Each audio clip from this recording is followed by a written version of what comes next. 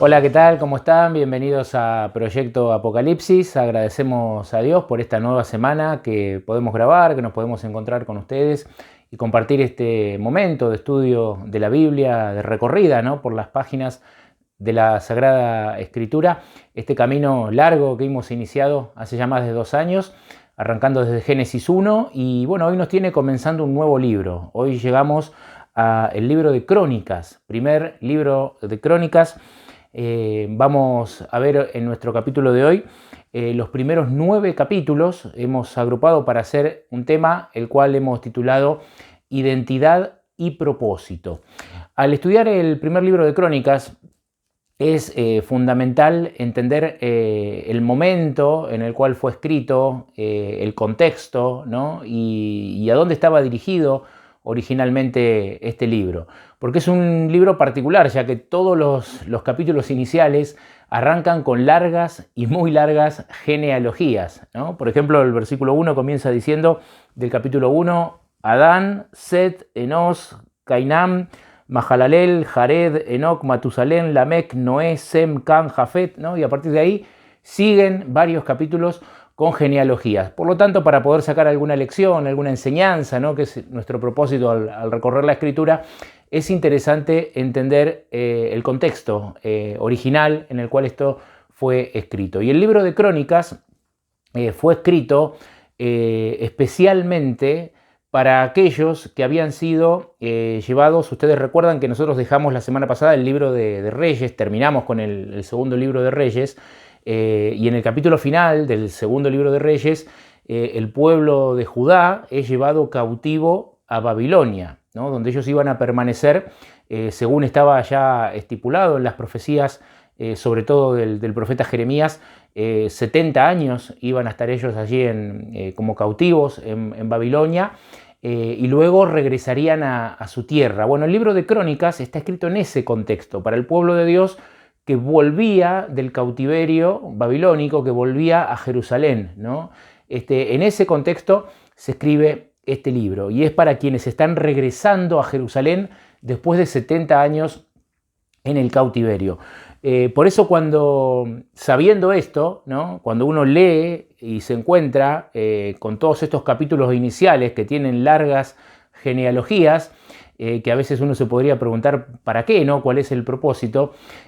Surge claramente, ¿no?, cuál era el propósito. El propósito de Dios, ¿no?, al darle a su pueblo que estaba volviendo del cautiverio, que estaba volviendo a Jerusalén, el propósito de Dios al darle este libro, el libro de Crónicas, que se cree fue escrito por Esdras, ¿no?, quien también es autor de un libro de la Biblia que lleva su nombre, que veremos de aquí a algunas semanas más seguramente. El propósito era recordarles la identidad, ¿no?, porque arranca el capítulo 1, versículo 1, con esta lista de 11 nombres, de 13 nombres, perdón, comenzando por Adán, ¿no? Y al comenzar con esta genealogía, lo que Dios está haciendo es recordarles la identidad a ese pueblo que volvía a Jerusalén, que había estado cautivo en Babilonia 70 años, les recuerda que eran descendientes de Adán, les recuerda que eran hijos suyos, ¿no? Y esto me hace pensar en un ejemplo aplicado, ¿no?, de lo que sería el cautiverio, que ellos vivieron 70 años y la posibilidad de regresar y de comenzar a reconstruir. Nosotros somos cautivos del pecado, ¿no? El ser humano es cautivo del pecado, es cautivo de sus errores, cautivo de sus pasiones, cautivo de sus concupiscencias, cautivo muchas veces de sus luchas y de cada opresor que el diablo se ha dedicado a poner, ¿no?, en nuestra vida. Y lo que Dios hace al momento de llamarnos para restaurarnos, para que nos levantemos, para que tengamos una nueva oportunidad, es esto mismo, es recordarnos nuestra identidad, recordarnos quiénes somos, ¿no? Y acá Dios le dijo a ellos y nos dice a nosotros: sos un hijo de Adán, ¿no? Sos creación mía, porque el padre de Adán era Dios mismo, ¿no?, el creador. Recordarles que eran hijos de Adán era recordarles que eran hijos de Dios, ¿no? Así que permítanme agregar esta pequeña cuota de humor, ¿no? Pero por más feo que nos podamos sentir, no somos descendientes del mono, ¿no? Somos descendientes de Dios, del Creador. Por más despeinados que estemos, si seguimos con el humor, No somos el producto de una explosión cósmica, ¿no?, en algún lugar recóndito del universo, sino que somos un proyecto de amor, ¿no?, de parte de Dios, que nos creó como raza humana. Y lo que Dios está haciendo acá es recordarles la identidad, recordarles quiénes son. Y esto me hizo pensar también en un pasaje de la Escritura o de los Evangelios que encontramos en San Lucas, en el capítulo 15, donde Jesús cuenta 3 parábolas muy conocidas, ¿no?, y que generalmente se estudian y se explican juntas, que es la parábola de la moneda perdida, ¿no?, la parábola de la oveja perdida y la parábola del hijo pródigo. Bueno, justamente en la parábola del hijo pródigo, ese hijo que se va, ¿no?, a una tierra lejana, que malgasta todos los bienes del padre, que echa por tierra un montón de cosas, que se vuelve totalmente indigno, que termina peleando. Ahí el relato en Lucas 15, ustedes si lo quieren buscar y leer, dice que este joven termina peleándose con los cerdos, ¿no?, para tratar de agarrar algo para comer, termina en una situación totalmente indigna, hasta que en un momento vuelve en sí, ¿no?, y empieza a caminar hacia la casa de su padre. El relato dice que el padre, ¿no?, que obviamente nos está señalando a Dios, el padre cuando lo ve venir no se queda esperando que el hijo haga todo el esfuerzo de llegar, sino que el padre sale a su encuentro, ¿no?, lo abraza, lo besa, y hay algo simbólico muy interesante en ese relato. El padre le coloca un anillo, ¿no?, que el anillo era lo que distinguía en ese tiempo y en esa cultura a los hijos de los criados. El anillo era un símbolo de que era hijo, ¿no?, de que pertenecía a la familia, de que era un hijo, y llevaba el anillo, cosa que el criado no. Es decir, ¿qué hace el padre con el hijo pródigo? Le devuelve su identidad, ¿no? Lo restaura a su identidad como hijo, que justamente es lo que el diablo quiere, ¿no?, arruinar eso. Quiere degradarnos todo lo que pueda para que nosotros perdamos nuestra condición de hijos de Dios, ¿no?, y para que de esa manera perdamos también nuestra identidad. Y hoy se habla mucho de la identidad, ¿no?, en nuestra sociedad, en diferentes aspectos, y todos coinciden en algo: lo importante que es reconocer, ¿no?, reconocernos, saber cuál es nuestra identidad. Y la Biblia, de tapa a tapa, nos dice que nuestra identidad es la de hijos e hijas de Dios. Somos hijos del Rey, somos hijos e hijas del Creador del universo. Bueno, aquí en Crónicas, y con esto creo que nos va a permitir avanzar varios capítulos juntos, ¿no?, de los primeros de estas largas genealogías, algunos dicen de aburridas genealogías. Lo que Dios está haciendo, lo vuelvo a decir una vez más, es recordarles la identidad, ¿no?, a ese grupo de gente que volvía de la cautividad, que estaba yendo a Jerusalén con un trabajo arduo por delante, que era la reconstrucción de la ciudad, del templo. Dios le está diciendo: muchachos, muchachas, ustedes son hijos de Adán, ¿no?, ustedes son creación mía. Y en estas genealogías que empiezan así, se menciona también a Noé, ¿no?, al recordarles que eran también descendientes de Noé, y luego de uno de los hijos de Noé, ¿no?, de Sem, les está recordando que Dios los salvó, les está recordando un pacto, ¿no?, que Dios hace con Noé. Hablando de pacto, en estas genealogías también les recuerda que son descendientes de Abraham, ¿no? ¿Qué decir acerca de este pacto que Dios hace con Abraham? Cuando dice: te multiplicaré, te bendeciré, haré de ti una gran nación, serán benditas en ti todas las familias de la tierra, es decir, de tu simiente va a venir el Mesías, ¿no? Todas esas promesas estaban implícitas en esta genealogía. Cuando les dice: ustedes son descendientes de Abraham, ellos estaban recordando ese pacto, y estaban recordando que a pesar del cautiverio, de que a pesar de que lo que ahora tenían delante de sus ojos eran ruinas y mucho, mucho trabajo por delante, les estaba recordando la promesa: muchachos, de ustedes va a salir el Mesías, ¿no? Vendrá la descendencia que salvará. Muchos de ellos creyeron, ¿no?, solamente a ellos, pero el real plan era mucho más abarcativo. El plan de Dios era salvar a toda la humanidad, ¿no? Y Dios les estaba recordando eso. También les estaba recordando que eran descendientes de David, ¿no? Por eso en el capítulo 2, por ejemplo, ya habla de la familia de Jacob, ¿no?, y habla de los descendientes de Judá, de donde iba a venir justamente David, ¿no? El capítulo 3 habla de los hijos de David, los reyes de Judá, ¿no?, uno por uno hasta el cautiverio, los cuales nosotros ya estudiamos en capítulos pasados.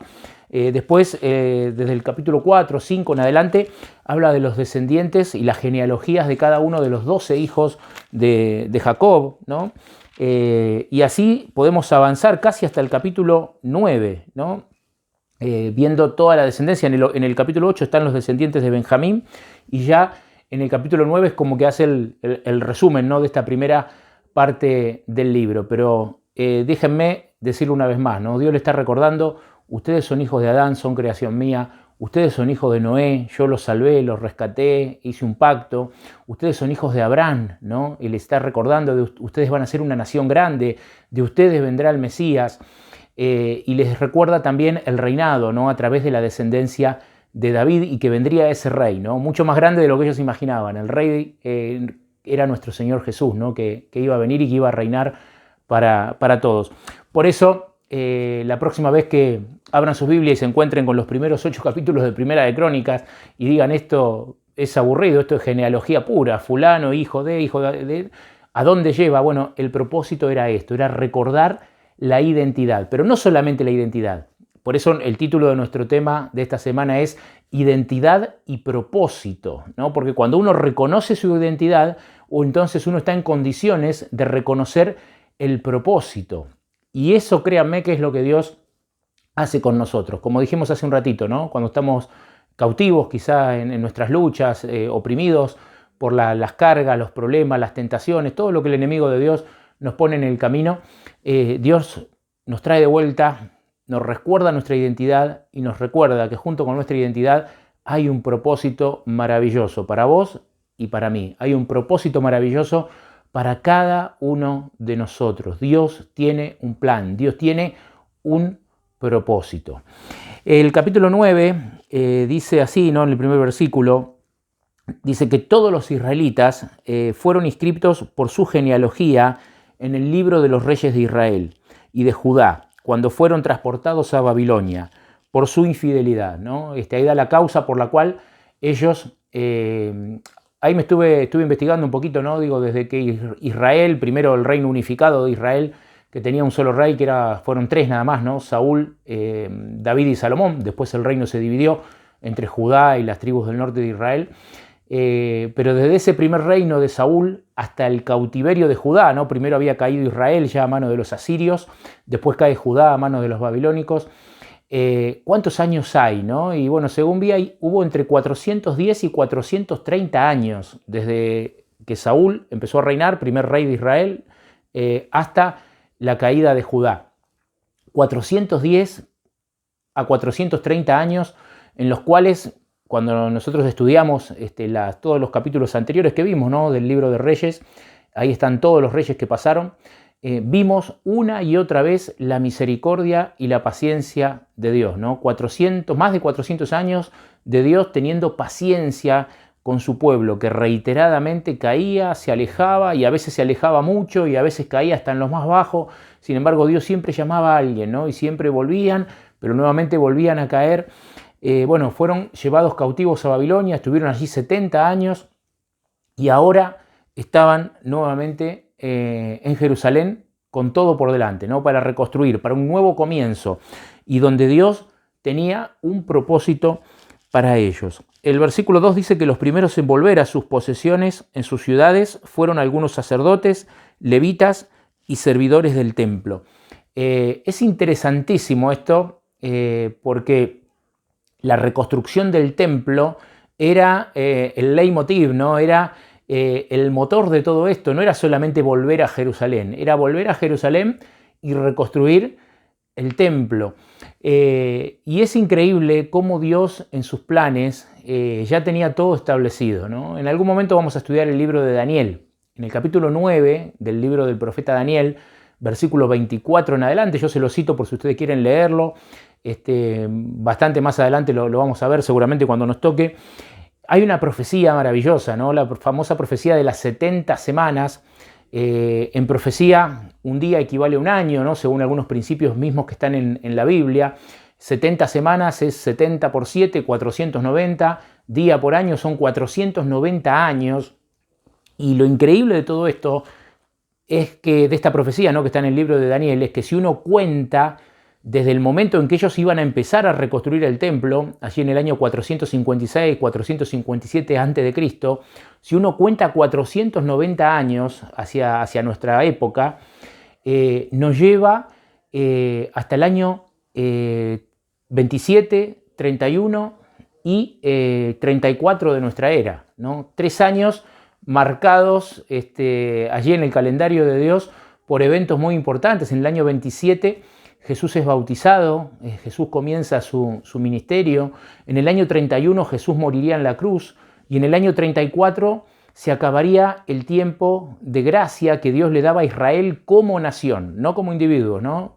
Como individuos hoy sigue llamando a toda persona en todo lugar, pero como nación se acaba el tiempo de Israel allí en el año 34. 490 años de misericordia Dios le iba a dar nuevamente. Habían pasado, dije recién, ¿no? Desde Saúl hasta ese momento, casi que unos 490 años, ¿no? También. Pero desde ese momento hasta que se consumara en el año 34 el tiempo de Israel como nación, Dios estaba todavía dispuesto a darle otros 490 años para que ellos pudieran arrepentirse, para que ellos pudieran cambiar, para que ellos pudieran cumplir el propósito que Dios tenía para Israel como nación. Lamentablemente esto no iba a ocurrir, ¿no? Israel iba a perder ese llamado, ¿no? Ese propósito como nación.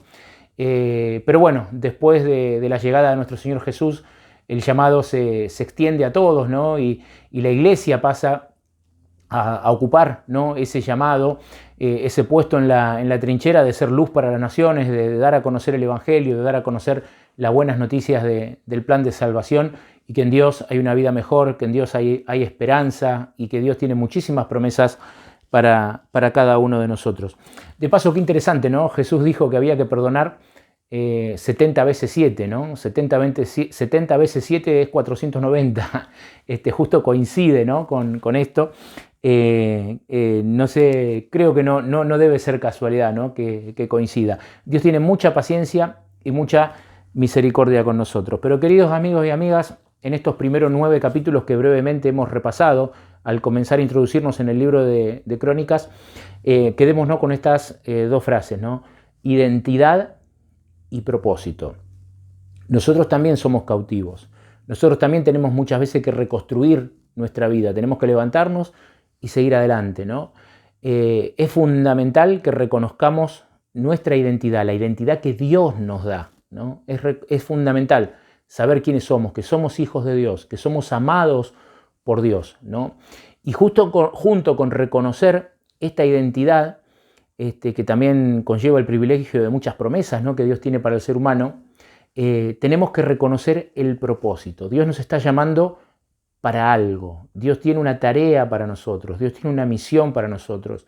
En lo individual, cada persona está llamada a cumplir con un propósito que Dios le ha dado, ¿no? en esta vida. Y el propósito principal creo que es el de poder dar a conocer a Dios, ¿no? Poder dar a conocer este mensaje maravilloso de salvación que tiene la Biblia, ¿no? Que tienen las Sagradas Escrituras. Quiero invitarte en esta semana a que en oración le podamos pedir a Dios, en primer lugar, que nos ayude a reconocer nuestra identidad en Él, ¿no? Y en segundo lugar, a pedirle que nos ayude a reconocer también el propósito que Él tiene para nosotros y a permitir que Dios cumpla ese propósito en nuestras vidas. Que Dios los bendiga mucho, que tengan una muy bonita semana. Nos encontramos, si el Señor lo permite, en 7 días para seguir recorriendo las páginas de las Sagradas Escrituras.